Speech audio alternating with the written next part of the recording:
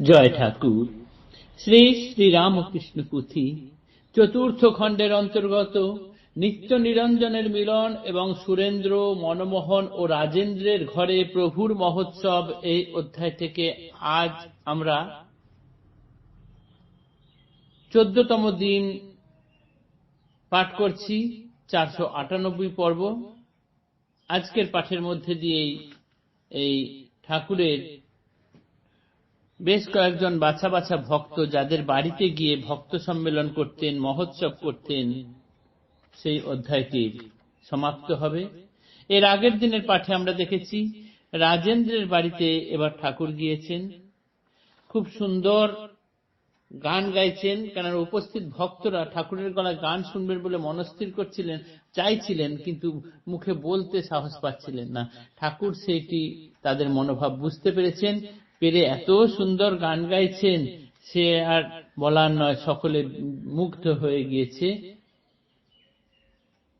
যশোদা নাচতো বলে ঠাকুর গানটি শুরু করলেন। তারপরের অবস্থা কি হয়, আজ আমরা সেই অংশটি পাঠ করব, পাঠ করে এই অধ্যায় শেষ করব। গীতের মাধুরী কি বা কহিবার নয়, আভাসে আভাসে শুনো কিছু পরিচয়। সেই গানের যে কি মাধুর্য, সেটা বলার নয়। শুধু কি হয়েছিল, কি কি তার বাহ্যিক যে ছবি ফুটে উঠেছিল, সেইটুকু কিছুটা বর্ণনা করা হচ্ছে। সেইটা শুনেই বুঝতে পারা যাবে যে এই গানের মাধুর্য কতটা গভীর ছিল। সমাগত শ্রোতা যত ছিল সেইভাবে, তেমতি রহিল তারা গীতেরও প্রভাবে। বাহ্য জ্ঞানহীন নাই জান্তব চেতন, জড়পুত্তলিকাবৎ শরীর যেমন। যে যেমন ছিল, তাদের বাইরের কোনো চেতনা নেই। যে জীব সুলভ যে চেতনা বাহ্যিক ভাবে, সেই সমস্ত চেতনা তাদের লোপ পেয়েছে। তারা জড় বস্তুর মতো, পুতুলের মতো, যে যেমন ভাবে দাঁড়িয়েছিলেন সেরকমই দাঁড়িয়ে রয়েছেন, ঠাকুর গান গাইছেন। অনিমিক আঁখি লীন প্রভুর বদনে, নীরব সে তথা যে বা ছিল যেখানে।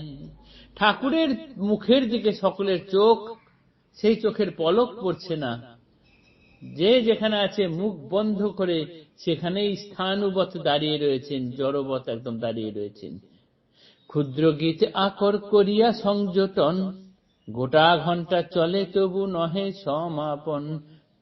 যশোদামা নাচত, গানটি ছোট, কয়েকটি লাইন, কিন্তু সেইটিকেই আকর লাগিয়ে লাগিয়ে ঠাকুর এত বড় করছেন যে 1 ঘন্টা পার হয়ে গেছে, তবু এখনো শেষ হচ্ছে না।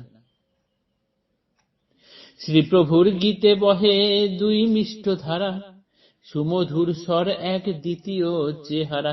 ঠাকুরের গান 1 ঘন্টা পার হয়ে গেলেও কেউ অধৈর্য হচ্ছেন না। যত শুনছেন ততই তাদের আরো ভালো লাগছে, তারা আরো ভাবে মাতোয়ারা হয়ে যাচ্ছেন। কেননা তার গানের দুটি দিক সকলের ভালো লাগছিল, দুটি ধারা ছিল সেই গানের। এক হচ্ছে তার মিষ্টি গলা, এবং দ্বিতীয়ত হচ্ছে গানের সঙ্গে সাযুজ্য রেখে তার চেহারা। গীত গাঁথা যেই ভাবে তাহার মতন, শক্তিময় বাক্যে করে আকার ধারণ। মূর্তিমান চেহারা শ্রোতার চিত্তপটে, ডিম্ব মধ্যে পাখির শাবক যেন ফুটে। শ্রীবদনে বিগলিত যে কোনো অক্ষর, শুধু নহে কেবল শ্রবণ রুচিকর। নানাবিধ রূপ গুণ তাহাতে নিহিত, সমন ইন্দ্রিয় পঞ্চ শুনে বিমোহিত। উপমায় অবিকল প্রভুর সঙ্গীত, মধু সহ গন্ধে যেন কুসুম জড়িত। যে সময় শ্রীপ্রভুর গীত সমাপন, সশিষ্য কেশব আসি দিল দর্শন। ঠাকুরের গান, ঠাকুরের গলার যেমন সুন্দর, গলায় গান গাইছেন তাও যেমন সুন্দর, এবং তার চেহারা, সেই চেহারা কিরকম, যখন যে গানটি গাইছেন সেই অনুযায়ী তার চেহারা ফুটিয়ে তুলছেন। প্রত্যেকটা অক্ষর মুখে দিয়ে যে বেরোচ্ছে, সেটি শুধু শুনতেই ভালো লাগছে তা নয়, সেই প্রতিটি অক্ষরের নানান রূপ গুণ যেন তাতে নিহিত আছে, শরীর দিয়ে সেগুলো তিনি বোঝাচ্ছেন। এবং মনের এই পঞ্চ ইন্দ্রিয় সেই গান শুনে বিমোহিত হয়ে যাচ্ছে।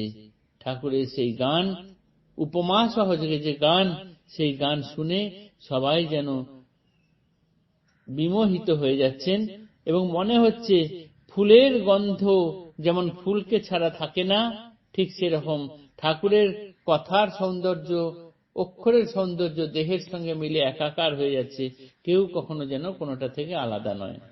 যে সময়ে শ্রীপ্রভুর গীত সমাপন, সশিষ্য কেশব আসি দিল দর্শন। প্রায় ঘণ্টাখানেক হওয়ার পরে যখন ঠাকুরের গান শেষ হলো, ততক্ষণে কেশব এসে সেখানে উপস্থিত হলেন। ভক্তি ভরে বন্দনা করিল প্রভু দেবে, প্রভু অপার সুখী দেখিয়া কেশবে। শ্রীপ্রভুর গীতে আত্মহারা এত সব, ঠিক নাই আসিলেন এখন কেশব। দুনিয়া জুড়িয়া যাঁর যশ গুণ গায়, মহামান্য ধন্য গণ্য গোটা বাংলায়। লোকের অবস্থা বুঝি শ্রীপ্রভু আপনে, সমাদরে কেশবে বসান সন্নিধানে। ঠাকুর এইমাত্র গান শেষ করেছেন, সকলে এক ভাবের ঘোরে জড় অবস্থার মতো রয়েছেন, এখনো সবাই ঠিক ঠিক সহজ অবস্থায় ফিরে আসেননি। সেই সময় কেশব সেন এলেন। তিনি এলেও তিনি যে একজন বাংলার, গোটা বাংলার একজন বিখ্যাত ব্যক্তি, তাকে সবাই ধন্য ধন্য করেন, সেই অনুযায়ী কোন রকম প্রতিক্রিয়া দর্শকদের মধ্যে, শ্রোতাদের মধ্যে দেখা গেল না। তারা বিমোহিত হয়ে রয়েছেন, ঠাকুরের গানে বিভোর হয়ে রয়েছেন, এখনো সেই রেশ তাদের কাটেনি। অবস্থা বুঝে ঠাকুরকে ততক্ষণে কেশব সেন ভক্তি ভরে প্রণাম করছেন। ঠাকুরই তখন তাকে তুলে নিয়ে আদর করে সমাদরে তার পাশে বসালেন, কেশবের আসন যেখানে সেখানে বসতে দিলেন। ক্রমে পরে শ্রোতাগণ হইল সহজ, চায় এ অধম সবাকার পদরজ। আস্তে আস্তে যখন সবাই সহজ হলেন, তখন এবার পুথিকার বলছেন, এই ভাব সমন্বিত শ্রোতাদের পায়ের ধুলি আমি প্রার্থনা করি। ব্রাহ্মদের মধ্যে যিনি বিশারদ গীতে, রাগ রাগিনীতে গান লাগিল গাহিতে। কোন মতে শ্রুতি প্রীতি নহিল কাহার, শ্রীমুখে শুনেছে যেই প্রভুর আমার। প্রভুর মধুর কণ্ঠ শুনিয়া প্রথমে, পরে যদি বিনা বাজে বাজ লাগে কানে।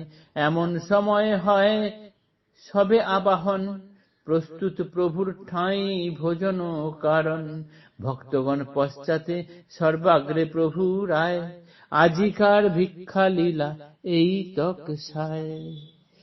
এরপরে ব্রাহ্মদের মধ্যে যিনি গানে বিশারদ, তিনি গান গাইলেন বটে, কিন্তু ঠাকুরের গান একবার যিনি শুনে নিয়েছেন, তাদের কানে যেন এই গান আর ভালো লাগছে না। মানে বিনার বাজনা শোনার পর কানের মধ্যে বাজ লাগলে যেরকম, বাজ পড়লে যে আওয়াজ হয়, সকলে সেই রকম লাগছে, কেউ আর তাতে মন দিয়ে শুনছেন না। ঠিক এইরকম সময়ে খাবার জন্য ডাক এলো। আগে ঠাকুরের খাবারের ব্যবস্থা, তারপর সব ভক্তদের। আজকের ভিক্ষালীলা এই পর্যন্তই শেষ হলো। ঠাকুরের বিভিন্ন বাড়িতে বাড়িতে গিয়ে, ভক্তের বাড়িতে গিয়ে যে মহোৎসব, তাদের মধ্যে এই রাজেন্দ্রের বাড়িতে অনুষ্ঠান করে, মহোৎসব করে এই অধ্যায়ের সমাপ্ত হলো। আগামী দিনে নূতন অধ্যায় শুরু করা হবে।